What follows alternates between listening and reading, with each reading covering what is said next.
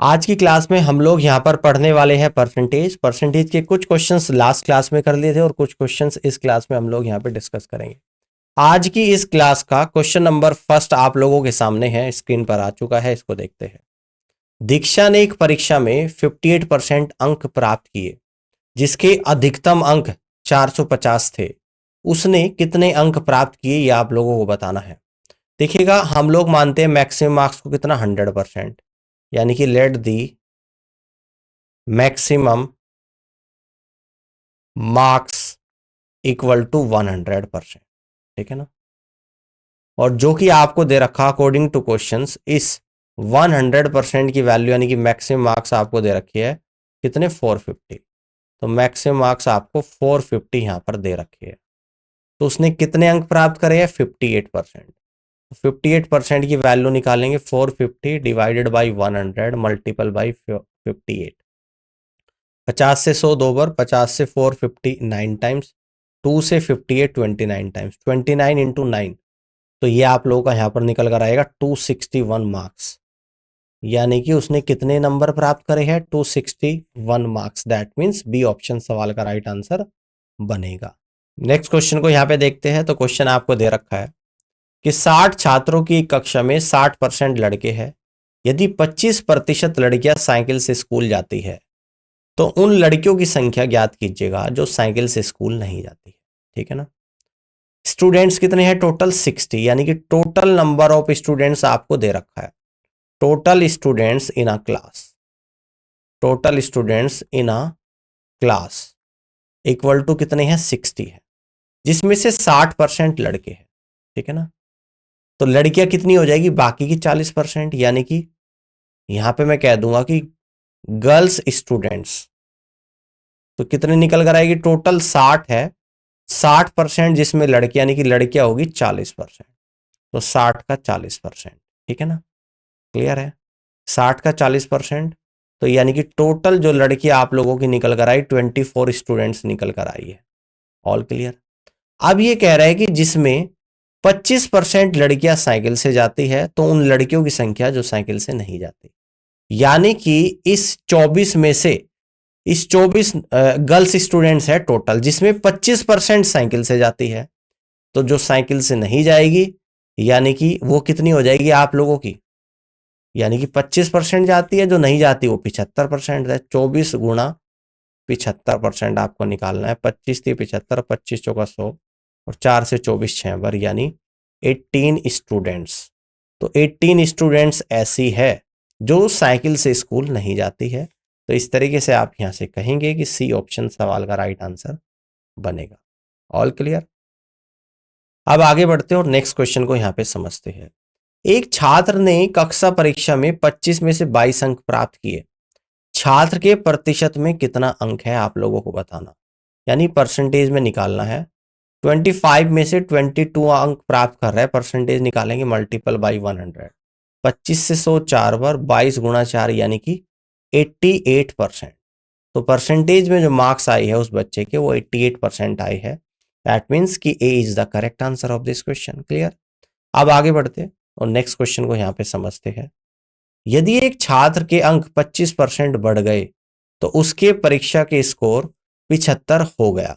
उसका वास्तविक प्राप्त अंक क्या था ये आप लोगों को बताना है। ठीक है ना। अगर मैं कह दूं कि let the real number, let the real obtain marks, इसको मैं मान लेता हूं कि 100% है जो उसने रियल में नंबर प्राप्त करे हैं। ऑल क्लियर है। अब अकॉर्डिंग टू क्वेश्चन, अब ये कहता है कि 25% नंबर अगर बढ़ जाए, यानी कि 100% और प्लस 25% और बढ़ जाए, तो नंबर कितने हो जाते हैं, 75 मार्क्स हो जाते हैं। तो यानी 125% की वैल्यू आप लोगों की 75 मार्क्स यहां पर आ गई। तो अब आप लोगों को उसका वास्तविक प्राप्त अंक क्या है ये बताना है, यानी 100% की वैल्यू बतानी है। 75 डिवाइडेड बाई 125 मल्टीपल बाई 100। 25 पंजे 25 चौका और 5 से 75 15 बार और 15 चौका 60 मार्क्स, यानी कि उसके जो रियल ऑब्टेन मार्क्स है वो 60 मार्क्स है। That means we can say that A is the right answer of this question. Clear. A option सवाल का बिल्कुल करेक्ट आंसर यहाँ पर बनेगा। अब आगे बढ़ते और नेक्स्ट क्वेश्चन को यहाँ पे समझते हैं। एक छात्र ने कक्षा में आयोजित एक परीक्षा में 25 में से 9 अंक प्राप्त किए। छात्र द्वारा प्राप्त किए गए अंकों को प्रतिशत में व्यक्त कीजिएगा, यानी परसेंटेज में इसको रिप्रेजेंट करना है। 25 में से 9 प्राप्त करता है, 100 पर कितना करेगा, गुणा 100। 25 से 100 4 पर, 4 गुणा 9 कितना होता है, 36%। तो कितने नंबर प्राप्त करेगा, यानी 36% करेगा, और बी ऑप्शन सवाल का करेक्ट आंसर यहाँ पर बनेगा। अब आगे बढ़ते अगले क्वेश्चन को समझते हैं।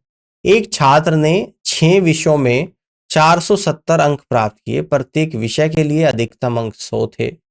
उसका स्कोर प्रतिशत में क्या है, ये आप लोगों को बताना है। देखिएगा तो यहाँ पर एक विषय के मैक्सिमम 100 है और विषय कितने हैं, टोटल 6 है। तो यहाँ पे हम लोग इन 6 के 6 विषय के मैक्सिमम मार्क्स निकालेंगे, तो 6 इंटू 100 यानी कि 600 मार्क्स निकल कर आ जाएगा। अब इसका परसेंटेज निकालना है, तो उसने 600 में से 470 मार्क्स प्राप्त करे हैं। परसेंटेज निकालेंगे मल्टीपल बाई 100, 100 से 2 जीरो जाएगी, और 6 से 6 सते 42, 50, 6 अठे 48, और 6 18, 6 18, यानी कि 78.33% आप लोगों के क्या निकल कर आएगा, उसने जितने परसेंट ऑब्टेन करे, यानी कि 78.33%। सी ऑप्शन सवाल का करेक्ट आंसर बनेगा। ऑल क्लियर है। अब आगे बढ़ते और अगले क्वेश्चन पर यहां पर देखते हैं। एक परीक्षा में चरण ने 54 अंक प्राप्त किए, जो 72% अंक प्राप्त करने के बराबर थे। तो परीक्षा कितने अंकों की थी, ये आप लोगों को बताना है।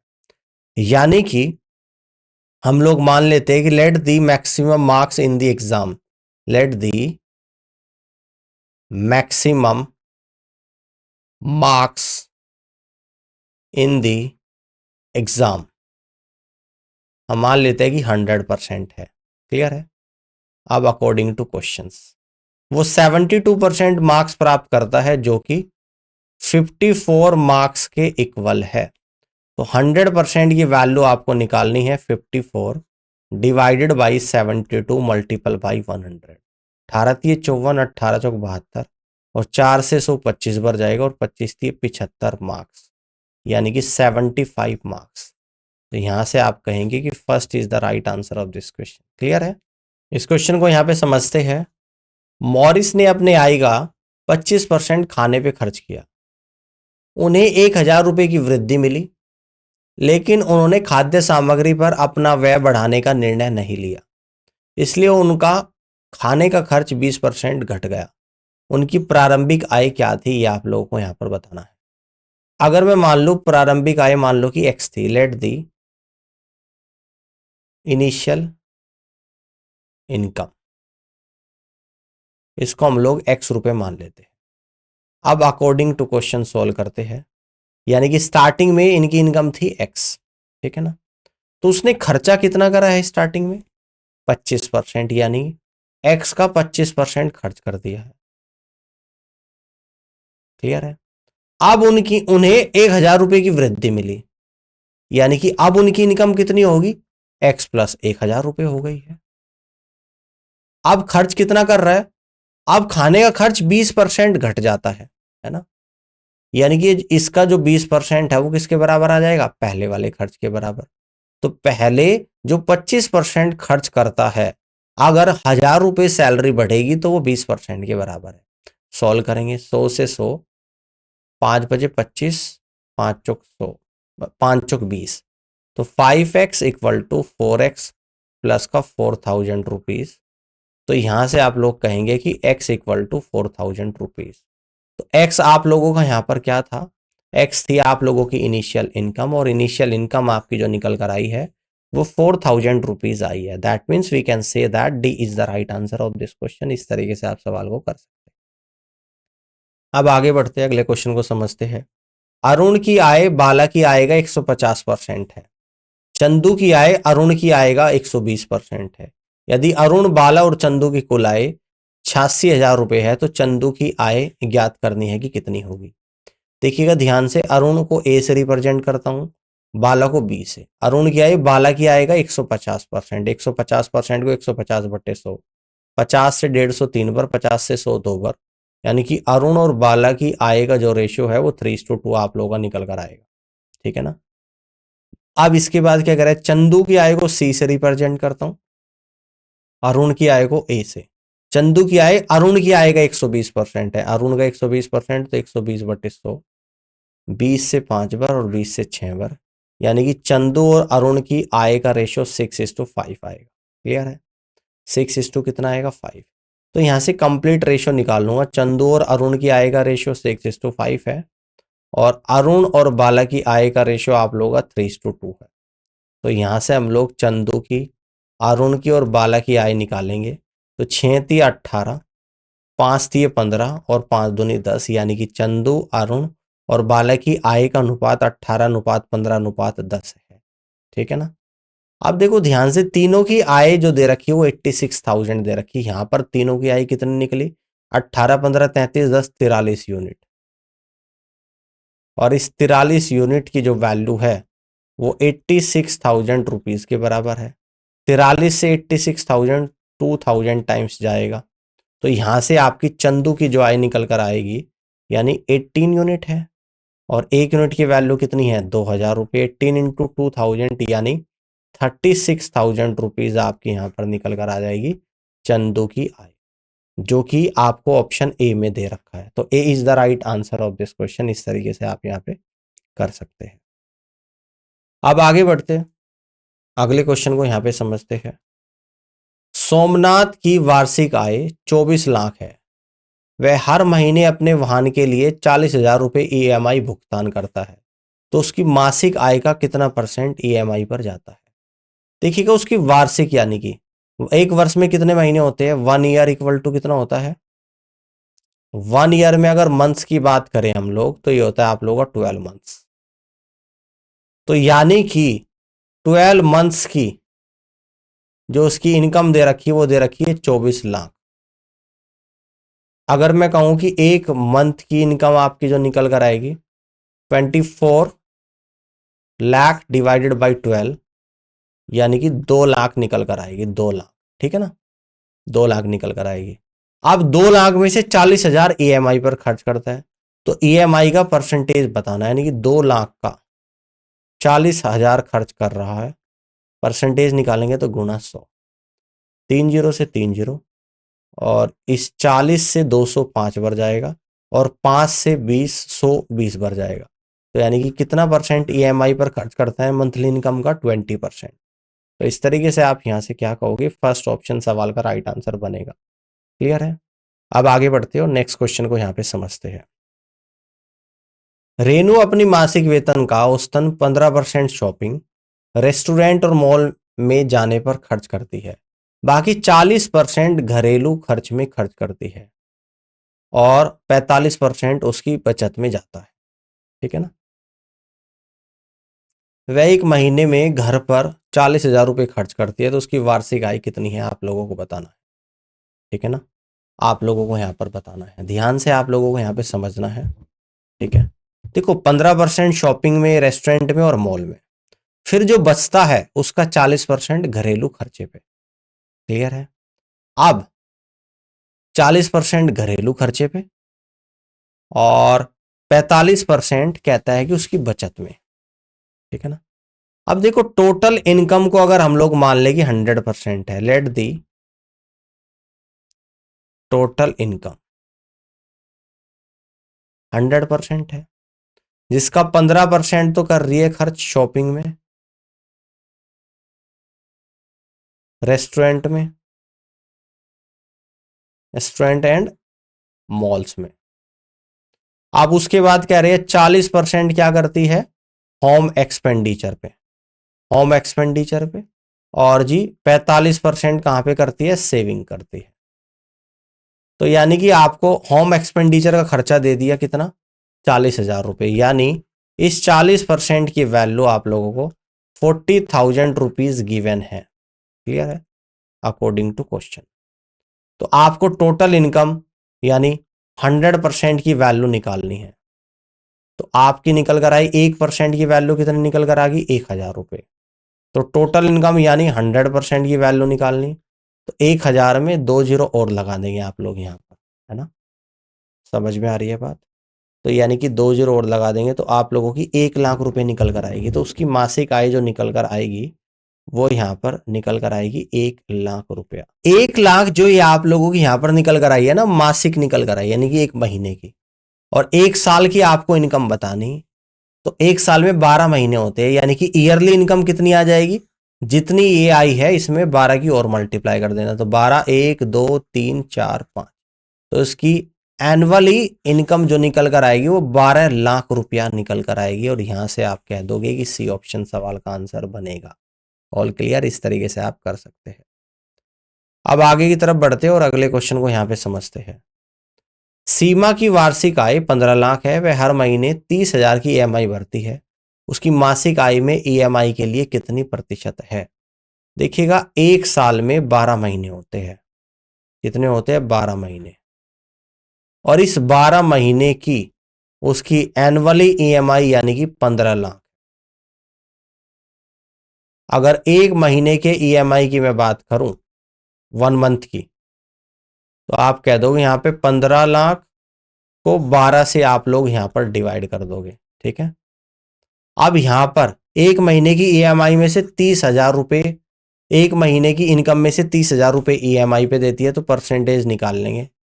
यानी कि 15 लाख का 15 लाख अपॉन 12 का 30,000 कितना परसेंट होता है? मल्टीपल 100।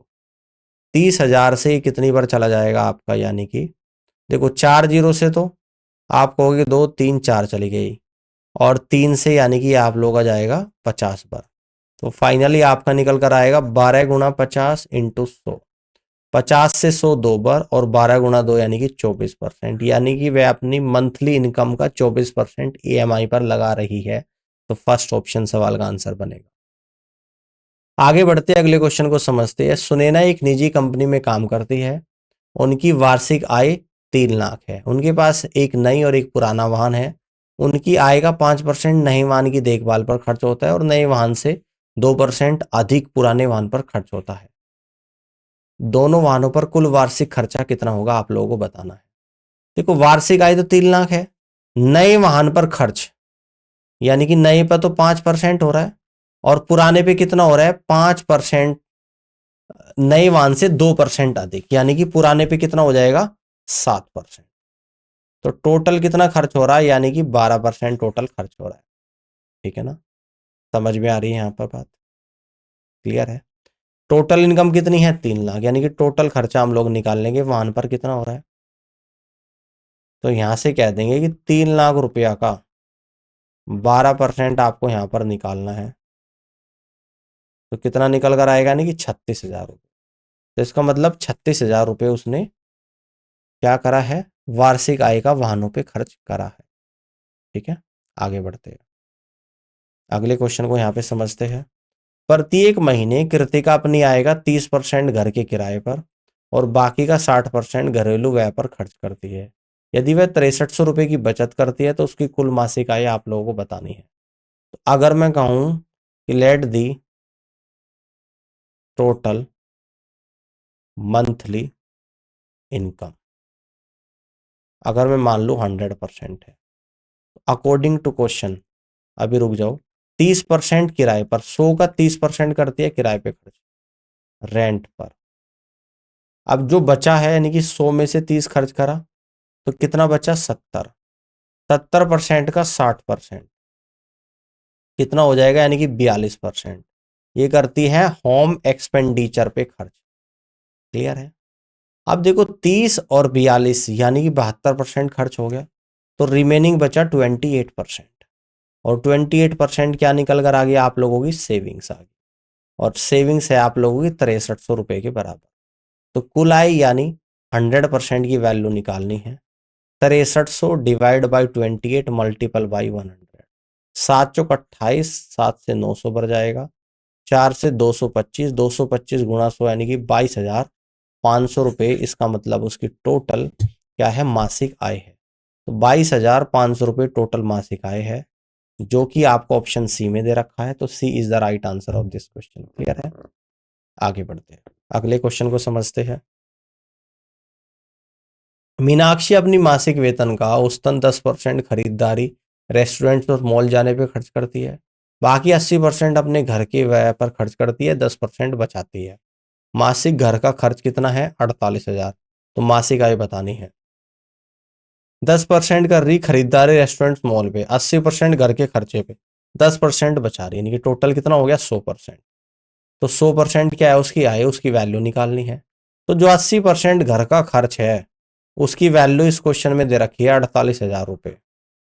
तो 1% की वैल्यू कितनी निकल कर आएगी? यानी कि 600 रुपये आ जाएगी। तो आपको मासिक आय यानी 100% की वैल्यू निकालनी है। तो मासिक आय 100% आपका जो निकल कर आएगा वो 60,000 आएगा। तो आप यहां से कहेंगे कि फर्स्ट ऑप्शन सवाल का आंसर बनेगा। इस तरीके से कर सकते हैं।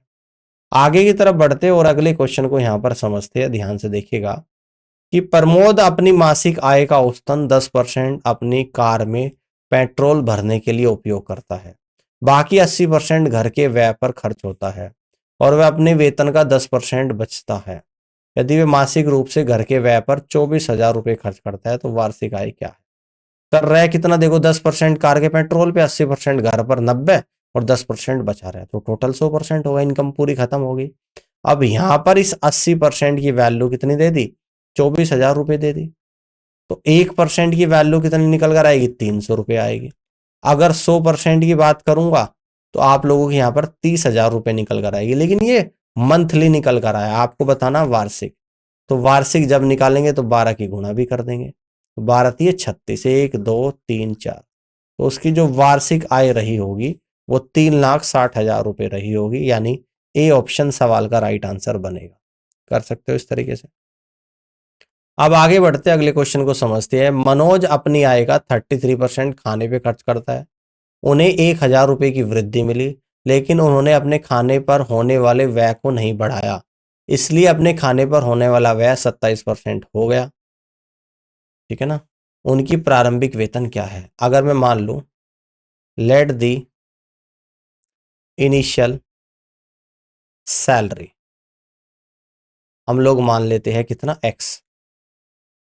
अब अकॉर्डिंग टू क्वेश्चन क्या होता है कि 33% खाने पे खर्च करता है, 1,000 रुपये बढ़ जाती है, यानी कि x का 33% खर्च कर रहा है, x इंटू 33/100। अगर 1,000 रुपये की वृद्धि होती है तो सैलरी अब हो जाती है x प्लस 1,000। ठीक है ना? और इससे क्या होता है, उनके खाने पर होने वाला व्यय कितना हो जाता है? 27%। पहले 33 था, अब 27% हो जाता है। क्लियर है? पहले देखिएगा टोटल x का 33% था, अब टोटल का कितना हो जाता है? 27%। तो दोनों को एक दूसरे के बराबर करूंगा, 100 से 100, 3 से 11 बार, 3 से 9 बार, तो 11x इक्वल टू 9x और प्लस का 9,000। तो यहां से कहेंगे कि 2x इक्वल टू 9,000 रुपीज, यानी x की वैल्यू निकल कर आएगी 4,500 रुपीज। तो x क्या थी? उसकी इनिशियल सैलरी, और इनिशियल सैलरी आपकी निकल कर आई है 45,000 रुपीज, यानी कि ए ऑप्शन सवाल का करेक्ट आंसर यहां पर बनेगा। इस तरीके से आप यहां पे कर सकते हैं। अब आगे बढ़ते हैं और अगले क्वेश्चन को यहां पे समझते हैं। इसको देखिएगा। सुमन एक कृषि भूमि की मालकिन है। उन्होंने इसे 5 साल के लिए तीसरे पक्ष को पट्टे पर दे दिया। इस आय के बजाय वह 6 लाख रुपए की वार्षिक वेतन भी प्राप्त करती है। 5 साल में कृषि भूमि की कुल लागत उनके कुल कृषि भूमि की कुल आय उनकी वार्षिक आय का 50% होती है। वह प्रति वर्ष कितना पैसा कमाती है, आप लोगों को बताना है। देखो 5 साल में कृषि भूमि की कुल आय उनकी वार्षिक आय का कितना है? 50%। तो वार्षिक आय कितना है? 6 लाख। 6 लाख का अगर 50% की बात करें तो कितना हो गया? यानी कि 3 लाख रुपए हो। क्लियर है? 3 लाख रुपए 5 साल में कमा रही, तो 1 साल में कृषि से कितना कमाएगी? तो आप कहोगे 3 लाख को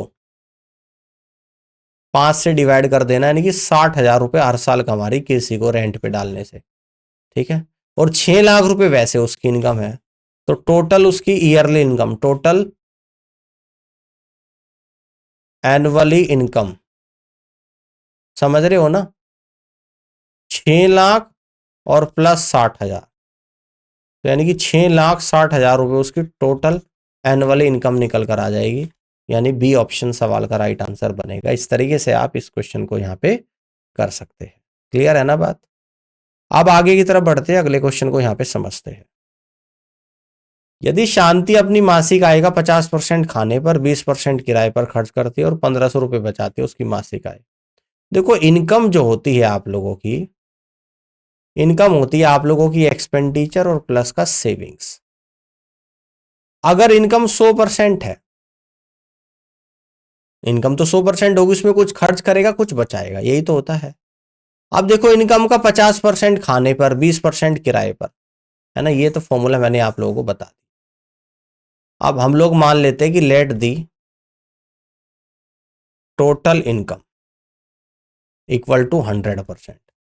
50% कर दिया खर्च फूड पर, उसका कर दिया 20% कर दिया रेंट पे, तो 50 20 70 खर्च हो गया, 100 में से 70 हो गया, तो बचा कितना? 30%। तो 30% क्या निकल कर आ गई? सेविंग्स आ गई।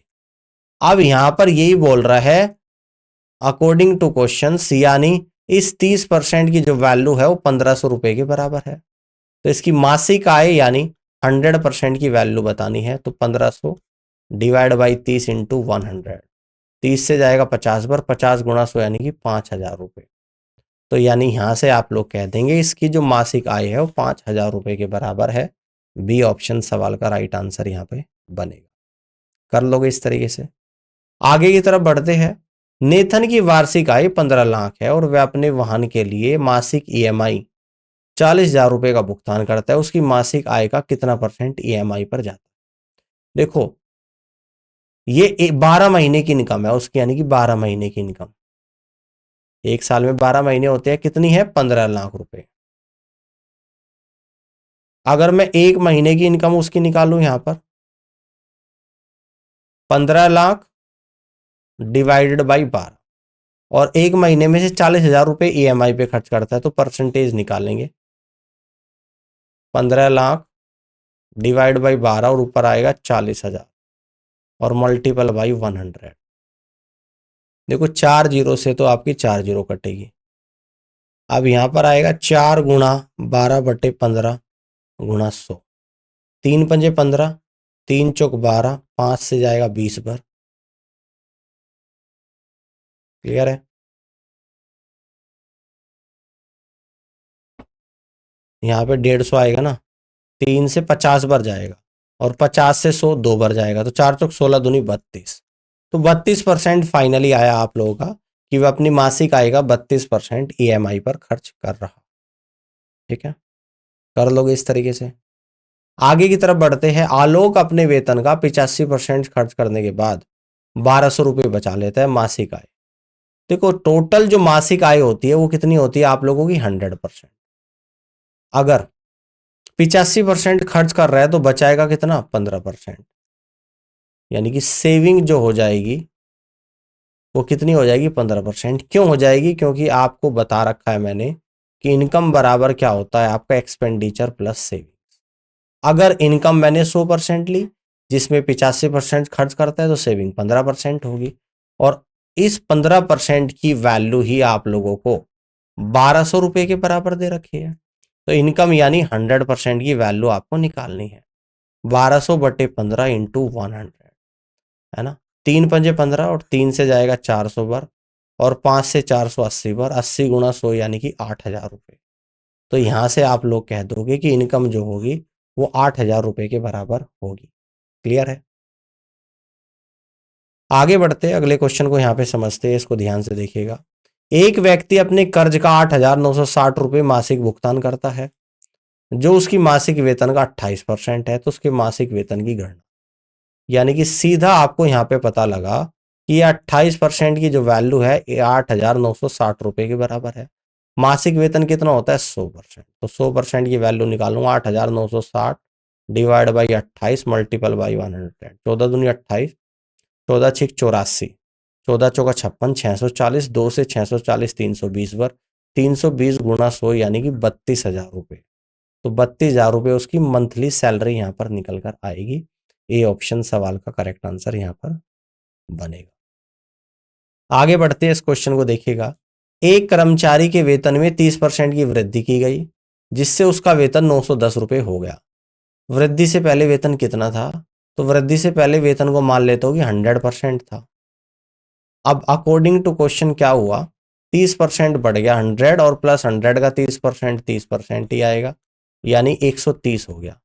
और अब इस 130% की जो वैल्यू आप लोगों को यहां पर दे रखी है वो कितना दे रखी है? 910 रुपए के बराबर। तो 100% की वैल्यू निकालनी है। 910 डिवाइड बाई 130 इंटू 100, 130 से 7 बार 7 गुणा 100, 700 रुपए। तो यानी कि C is the correct answer of this question. इस तरीके से आप यहां पे कर लो। आज की क्लास का ये आखिरी सवाल है।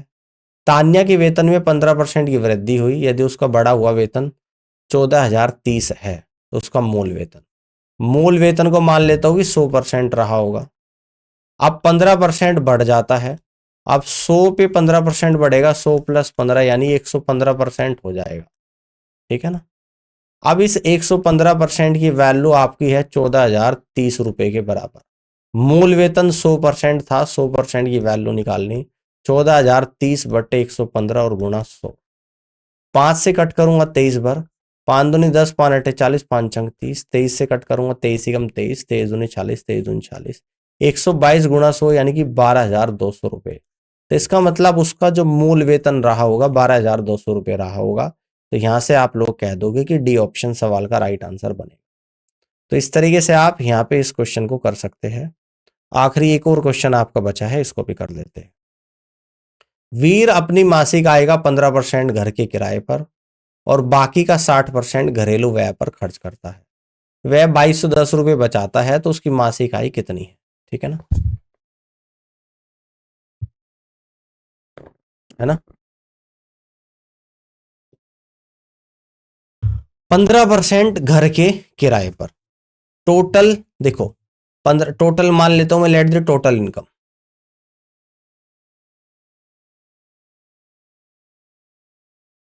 100%, जिसमें से 15% तो रेंट पे खर्च कर रहा है। क्लियर है? समझ में आ रही है यहां तक की बात? अब इसके बाद बचा उसके पास कितना? 85%, और 85% का 60%, 6 पंजे 30, 3 6 48 से 51, यानी 51% आपका निकल कर रहा है जिसको होम एक्सपेंडिचर पे खर्च कर रहा है। तो कितना बचेगा? 15 रेंट पर, 51 होम एक्सपेंडिचर पे, 66% खर्च कर दिया, यानी कि सेविंग्स जो निकल कर आएगी 100% माइनस 51% और प्लस का 15%, यानी कि 66% खर्च करा, 100 में से 66 को माइनस करूंगा तो 34% आएगी। और क्वेश्चन में आप लोगों को ये सेविंग अमाउंट दे रखा है, इस 34% की वैल्यू कितना दे रखी है? ये दे रखी है आपको 2210 रुपए के बराबर। अब इसकी मंथली सेविंग यानी कि 100% की वैल्यू बतानी है, monthly income 2210 divided by 34 multiple by 100, 17 दूनी 34, 17 एकम 17, 17 ती 51, 130, 2 से 130 65 पर, 65 गुणा 100 यानी कि 6500 रुपये। तो उसकी जो मंथली इनकम रही होगी वो 6500 रुपीज रही होगी। और इस तरीके से आप कह दो कि first is the right answer of this question. उम्मीद करता हूँ कि आज के सेशन आप लोगों को पसंद आया होगा और इस पूरी क्लास को देखने के लिए आप सभी का बहुत बहुत धन्यवाद। अब मैं मिलूंगा आपसे परसेंटेज की नेक्स्ट क्लास में। Thank you so much.